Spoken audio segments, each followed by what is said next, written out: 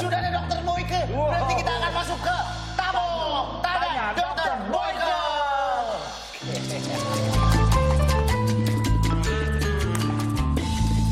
Dok, Ya. kita udah jejer kayak pasien, Dok. Iya benar. Oh iya, kan kita memang mesti physical distance. Iya. Betul. Aku baru dapat PA loh.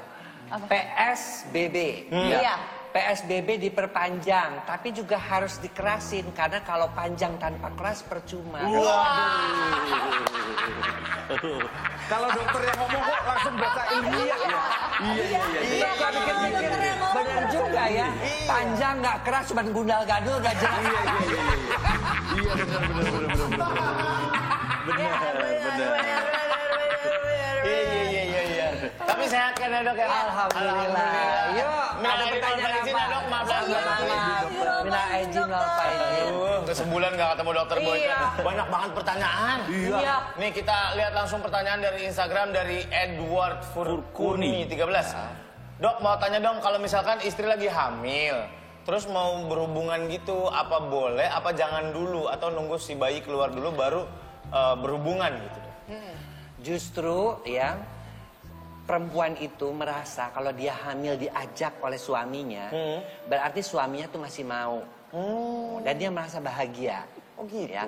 Kemudian juga secara kedokteran, kalau dia berhubungan dengan istrinya di bulan-bulan akhir menjelang melahirkan, proses melahirkannya menjadi lebih lancar. Oh, gitu. Karena ada hormon namanya prostaglandin yang merangsang mulut rahim sehingga bisa terjadi kontraksi dan proses persalinan.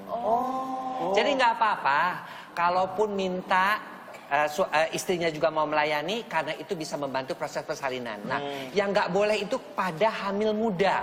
Kalau pada hamil muda kan mual, muntah. Terus udah mual, muntah masih minta juga, itu artinya si suami nggak tahu perasaan si istri. Memaksakan kehendak ya, Dok ya. Iya, kalau misalnya hamil muda itu sampai berapa bulan tuh itu? Biasanya sampai 4 bulan, 16-18 minggu udah hilang itu yang namanya mual dan muntah. Masuk sehingga boleh trimester melakukan kedua itu ya? masuk trimester kedua. Dok, bener nggak? Ini kalau misalnya jarang dijenguk gitu ya, si anaknya lahirnya nanti akan botak. Ah, bohong itu Itu siapa? mitos. Gua itu anak gua botak. Begitu periksa dokter, yang lain tuh gondrong-gondrong, anak yang ngeliat gua kayaknya gini. Anak-anaknya. Enggak, bapak-bapak. Nggak dibagi. Anaknya digendong langsung ke Stevie hitam. Gondrong. Mitos seputar seks selama kehamilan tuh banyak banget. Ya, katanya kalau nggak sering ditengok, anaknya lahirnya susah dan sebagainya itu semua nggak betul. Yang penting adalah tanyakan posisi bayi sama posisi janin sama dokter yang merawat. Kalau dia misalnya ari-arinya letaknya bagus, kemudian juga bayinya sehat, tidak mudah kontraksi, silahkan melakukan hubungan seks di usia kehamilan berapapun juga. Tapi pelan-pelan kan, Dok? Ya pelan-pelan dan posisi. Oh, posisinya Nggak boleh yang si prianya itu yang di atas, dia akan neken perut. Posisinya gampang ingetnya nih buat milenials. Minak jinggo. Miring enak, nungging monggo.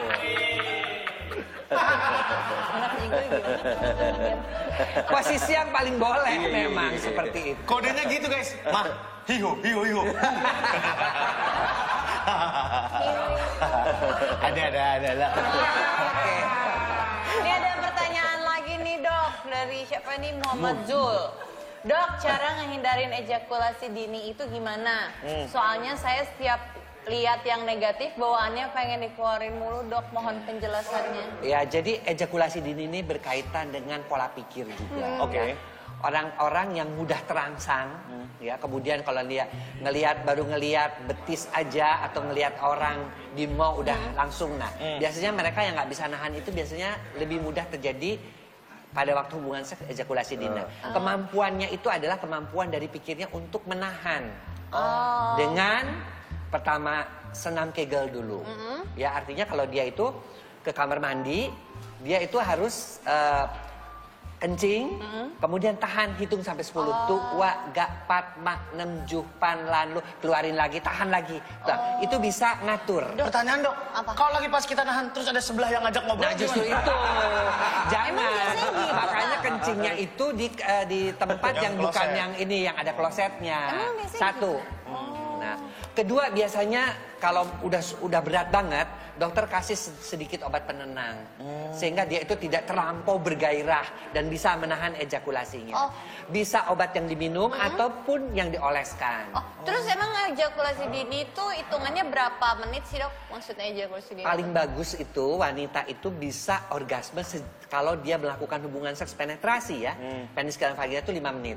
5 menit. 3 sampai 5 menit masih oke lah. Oke. Karena hampir 60% sampai 75% wanita dalam 5 menit itu sudah mendapat orgasme. Oke. Nah, kalau kurang dari 3 menit kita sebut itu ejakulasi dini yang parah.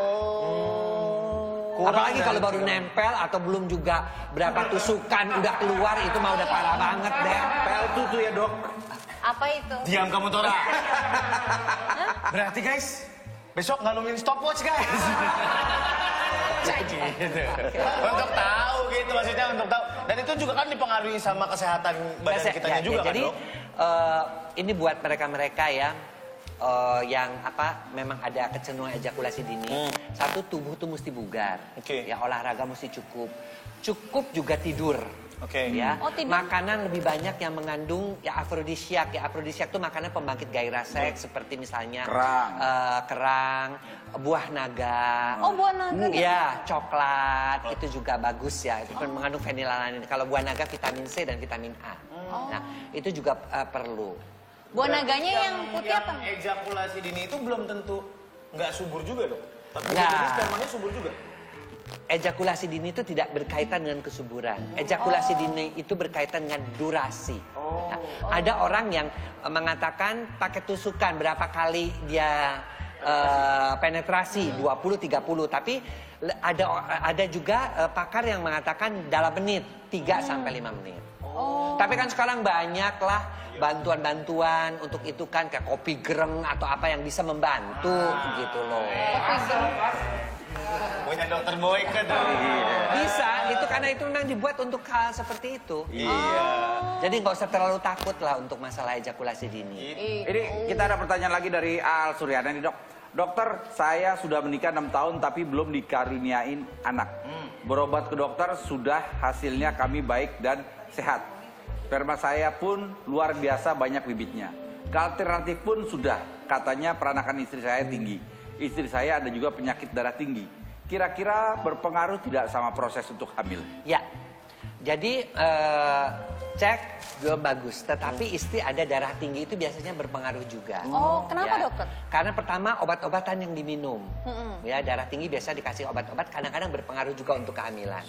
Yang pertama. Ya. Yang kedua biasanya sih dia bilang dikatakan juga mungkin belum diperiksa itu adalah infeksi. Saya sering menemukan dapat kiriman pasien yang sudah diperiksa bermacam-macam, itu ternyata ada infeksi yang nggak ketahuan, yaitu toksoplasma. Itu karena zaman sekarang orang suka malas periksa itu karena mahal kan, biayanya cukup mahal. Banget dokter. Satu set itu sampai jutaan kan. 6 jutaan. Nah, enggak 3 jutaan lah, 3 juta sampai 4 juta. Dokter saya. Lu 2 kali periksa berarti. Ya. Nah, bohongin suami ketahuan 6 juta. 3 juta dikantongin deh. Dokter-dokter tuh apalagi kalau misalnya periksanya dengan menggunakan asuransi. Mereka kadang-kadang suka nggak mau ganti, ya. Nah, padahal itulah penyebabnya. Seringkali kita sudah periksa bertahun-tahun ternyata pas diterima toksonya positif, herpesnya positif. Nah, itu diobatin biasanya cepat hamil. Jadi kita nih memang kalau sebagai dokter kandungan ini mesti detektif, apalagi kalau udah diperiksa ke sini udah beberapa dokter gitu kan. Kadang-kadang kita harus tahu nih kenapa nih. Jadi kita kayak detektif untuk mencari. Nah, biasanya pengalaman ya di klinik Pak Sutri itu adalah faktor daripada infeksi yang tidak diketahui. Di rumah ada kucing misalnya, toksonya bisa positif. Ya. Atau misalnya dia sering makan yang mentah-mentah, ya sushi atau apa yang kayak Itu gitu berpengaruh. Dokter. Kadang-kadang juga toksonya positif gitu. Makan daging merah juga berpengaruh. Pengaruh juga. Terus Bisa dari misalnya mana aja. ada yang ternyata dia nggak pelihara kucing tapi toksonya positif tuh Iya, gimana? bisa kan. Bisa dari mana? Itu kan bisa dari daging yang setengah matang. Kalau Oh, kita dari daging makan juga bisa. steak not Sate. well done, ya, yang setengah Nggak matang, matang, ya. Nah, atau yang rare yang gitu biasanya juga Itu bisa? Bisa menularkan toksoplasma. Kalau gitu mendingan makan yang matang-matang aja ya. Kalau mau hamil, program hamil tuh kita seperti atlet yang mau berlatih. Jadi kita mesti siapin dulu, Mempersiapkan hasilnya ya, Dok, mesti ya. bagus. Berat badan juga nih ya, buat mereka yang mau hamil, tolong betul-betul gampang aja. Kalau untuk perempuan, tinggi badan kurangi 110. Kalau untuk laki-laki, tinggi badan kurangi 100. Gampang ngitungnya. Oh, tinggi badan kurangin 100, tinggi badan. Ya misalnya tinggi badannya 175 laki-laki, paling nggak kurangi 175 kilo lah. Kalau buat perempuan tinggi badannya 165, kurangi 110, 55 lah. Oh, Jadi emang gampang harus ngitungnya disiapkan. lebih gampang untuk Fisiknya daripada juga pakai harus disiapin ya, Dok? apa? Fisiknya juga harus Fisik harus disiapin. Oke. Ya, kegemukan itu mengakibatkan kontraindikasi relatif untuk kehamilan. Jadi wanita-wanita gemuk cenderung untuk sulit hamil karena apa? Kegemukan itu lemaknya lebih banyak dan itu aromatisasi daripada estrogen nantinya. Jadi estrogennya lebih banyak. tinggi. Akibatnya estrogen yang tinggi itu mengakibatkan sulit terjadi ovulasi atau telur dikeluarkan. Itu. Paham nggak lu? Tuh. Ih, aku mah paham. Ya udah. Nih, Ada pertanyaan lagi dari iya. Rio Kuga, Dok, kalau fitness atau workout gitu bisa mempengaruhi performa di ranjang nggak sih? Tergantung lu ngapain di ranjangnya. Kalau cuma main Mobile Legends ya oke-oke aja. Dengar ya. Kalau minum susu suplemen otot berpengaruh nggak sih ke kualitas sperma? Ya, berpengaruh. Berpengaruh. Makin bagus atau? Makin jelek. Oh. Ya. Jadi suplemen untuk otot itu seringkali ramuannya itu mengandung hormon testosteron karena hormon testosteron itu digunakan untuk mengembangkan otot. Ototnya juga jadi lebih bagus, menjadi lebih kencang, tapi spermanya menjadi jelek. Oh. Karena dikasih testosteron dari luar, akibatnya gerakan sperma, jumlah sperma menjadi kurang. Jadi Nah, saya biar cukup memperbanyak itu lagi gimana, Dok? ya stop makan suplemennya. Tapi kan saya nggak mau punya anak lagi, Dok. Ya, tapi tetap aja nanti performance-nya di ranjangnya juga jadi kurang. Jadi orang-orang seringkali yang badannya bagus, kemudian juga tubuhnya bagus, tapi performance di ranjangnya kurang karena tadi testosteronnya menjadi lebih rendah. Baru ini aku bangga punya perut buncit. Aku juga. Aku suka perut buncit. Aku bangga. Kakak lagi live. Hidup buncit. Aku juga, guys. Apa itu? Ya kalau buncit kan banget nih, Bos. nggak usah pakai itu. Buncit kan cukup dengan sit up, kemudian juga dengan mengurangi makanan-makanan yang berlemak itu aja udah bagus kok. Tapi nggak usah kita menambahkan hormon testosteron dalam bentuk makanan. Itu jangan. Merangsang yang lain. Jadi spermanya lemes gini. Nah, badan gede, Terus lelet. tapi sperma loyo kan mendingan. Iya.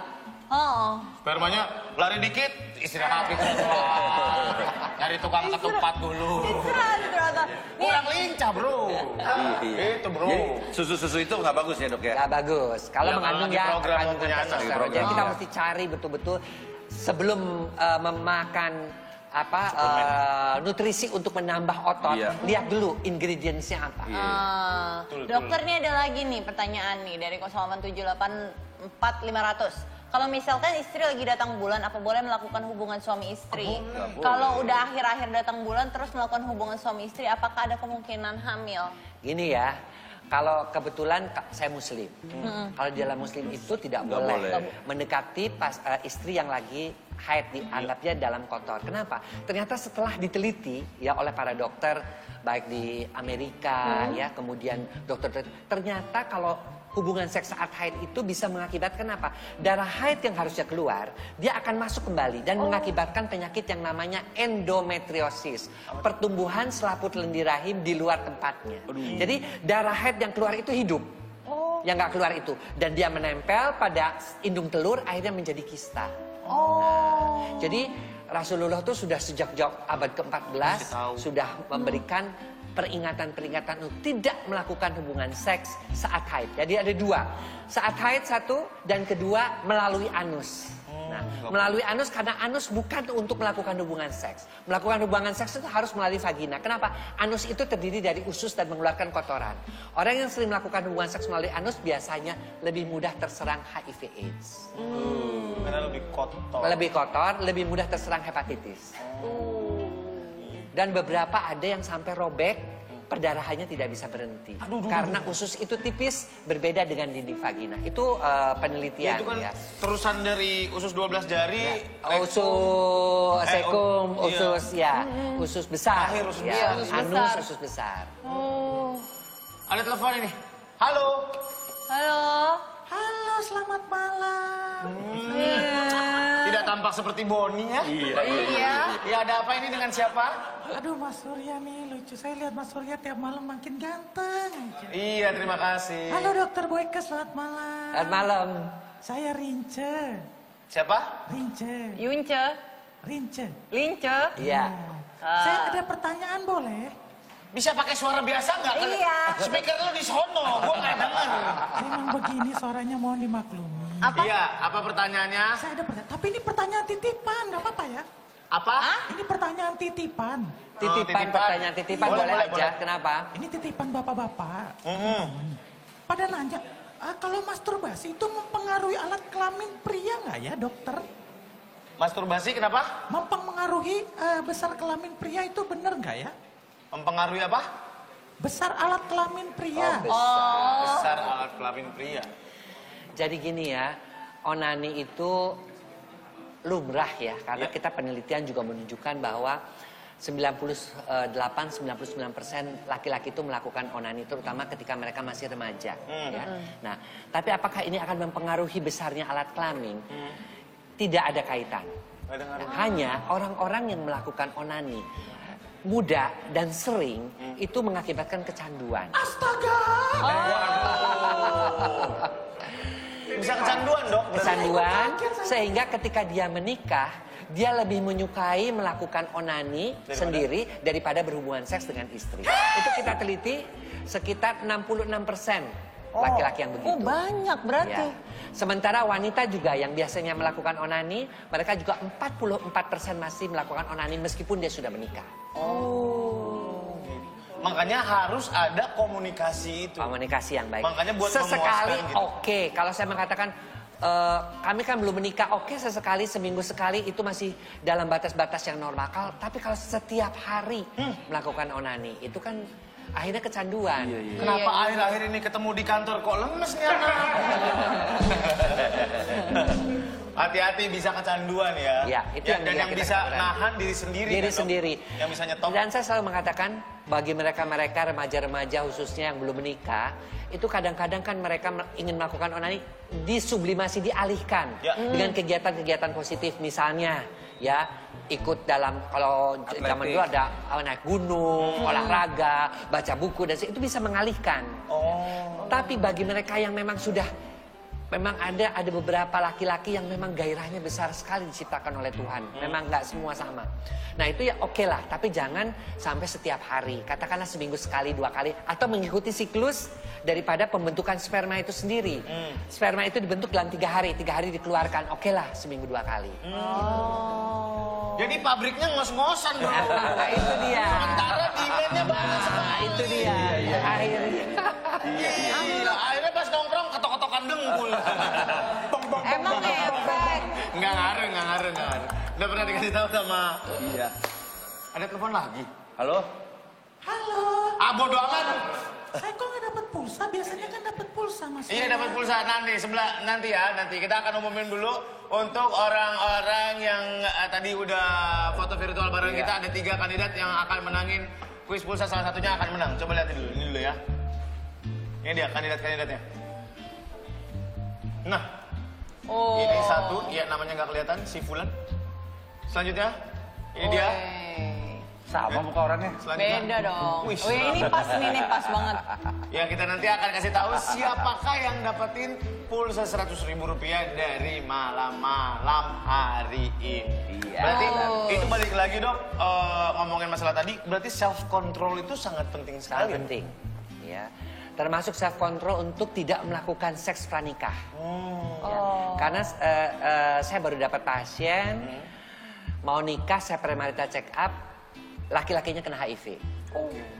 Kan kasihan perempuan ya.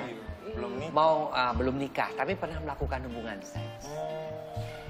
Jadi hati-hatilah, artinya kalau masih belum yakin dia itu jadi pasangan, belum melakukan premarital check up, mending tunda dulu. Betul. Kita nggak tahu pasangan kita ini dulunya badumnya kayak apa. Betul. Iya kan? Iya, Seperti bener. itu. Berarti kalau sebelum nikah dicek dulu wajar-wajar aja. Wajar. dong? Kita dua-duanya kita terbuka, Fair dicek. aja. Jadi kalau memang ada sesuatu penyakit ataupun apa, dibenerin dulu. kita bisa dibenerin dulu. Oh, oke. Terima kasih banyak dokter buat hari ini. Mudah-mudahan Sama-sama. nanti kita bisa ngobrol-ngobrol lagi. Seru banget udah lama kalau ngobrol. Udah lama gak ketemu dokter. Nanti kita akan ngomongin siapa yang dapat pulsa Rp100.000 dan akan ikutan kuis tebak kabar bersama Dustin. Tapi tetap di sini, abis yang satu ini di malam-malam. Jangan tidur Jangan dulu. dulu.